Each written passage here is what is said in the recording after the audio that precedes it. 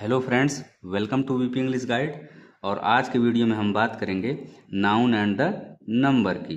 Friends, इसके पहले के वीडियो में हमने सिंगुलर से प्लूरल बनाने के रूल नंबर 1 की बात कर ली थी। आज हम उसके आगे बात करेंगे। तो चलिए अब हम बात करें रूल नंबर 2 क्या है। फ्रेंड्स, जिन सिंगुलर नाउन के अंत में S, S H, C H या एक्स हो तो इनके अंत में हम ई एस जोड़कर प्लूरल बनाते हैं। यहाँ पे सी एच साफ्ट का मतलब है कि सी एच का प्रोनाउंसिएशन यानी उच्चारण साफ्ट हो। तो यहाँ पे इस रूल के द्वारा सिंगुलर से प्लूरल बनाने के कुछ एग्जाम्पल्स हैं। तो यहाँ पे कुछ सिंगुलर नाउन दिए गए हैं जिनका हमें प्लूरल बनाना है।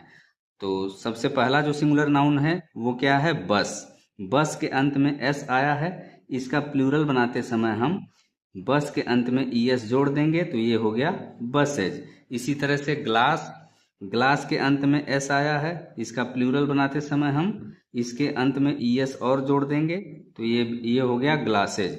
इसी तरह से ब्रश के अंत में एस एच आया है, ब्रश के अंत में एस एच आया है और इसका प्लूरल बनाते समय हम ब्रश के अंत में ई एस ऐड कर देंगे तो ये हो गया ब्रशेज। इसी तरह से डिश, डिश के अंत में भी एस एच आया है, डिश के अंत में भी एस एच आया है और इसका प्लूरल बनाते समय हम डिश के अंत में ई एस और जोड़ देंगे तो ये हो गया डिशेज। इसी तरह से बॉक्स, बॉक्स के अंत में एक्स आया है और इसका प्लूरल बनाते समय हम इसके अंत में ई एस और जोड़ देंगे तो ये हो गया बॉक्सेज। इसी तरह से ब्रांच, ब्रांच के अंत में सी एच आया है और इसका प्लूरल बनाने के लिए हमने इसके अंत में ई एस और जोड़ दिया तो ये हो गया ब्रांचेज। इसी तरह से मैच, मैच के अंत में सी एच आया है और इसका प्लूरल बनाने के लिए हमने मैच के अंत में ई एस और ऐड कर दिया तो ये हो गया मैचेज। इसी तरह से टैक्स, टैक्स के अंत में भी एक्स आया है और इसका प्लूरल बनाते समय हम टैक्स के अंत में ई एस और जोड़ देंगे तो ये हो गया टैक्सेज।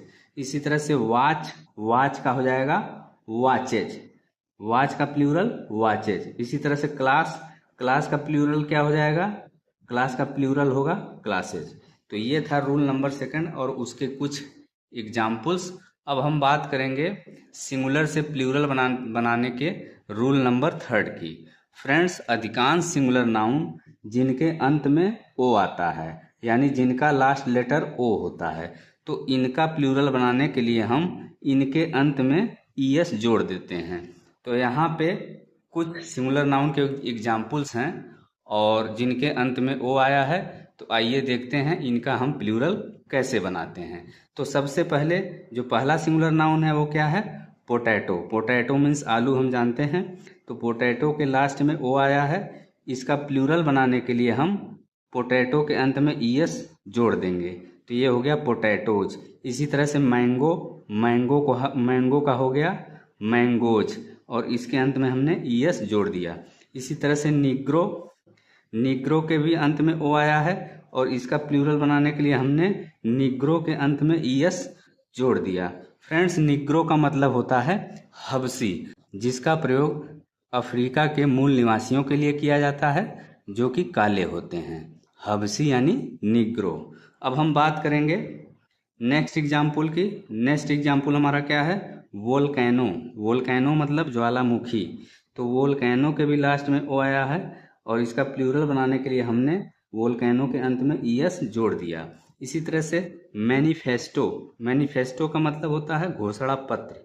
तो इसके भी अंत में ओ आया है और इसका प्लूरल बनाने के लिए हमने मैनिफेस्टो के अंत में ई एस जोड़ दिया तो ये हो गया मैनिफेस्टोज।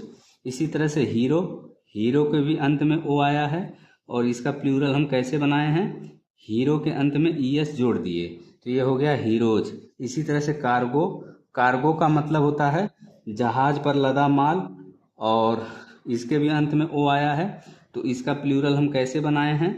कार्गो के अंत में ई एस जोड़कर तो ये हो गया कार्गोज। इसी तरह से इको, इको का मतलब होता है गूंज या प्रतिध्वनि।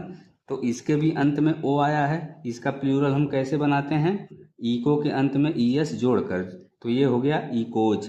इसी तरह से बुफेलो, बुफेलो के भी अंत में ओ आया है, इसका प्लूरल हम कैसे बनाए हैं? बुफेलो के अंत में ई एस जोड़कर तो ये हो गया बुफेलोज।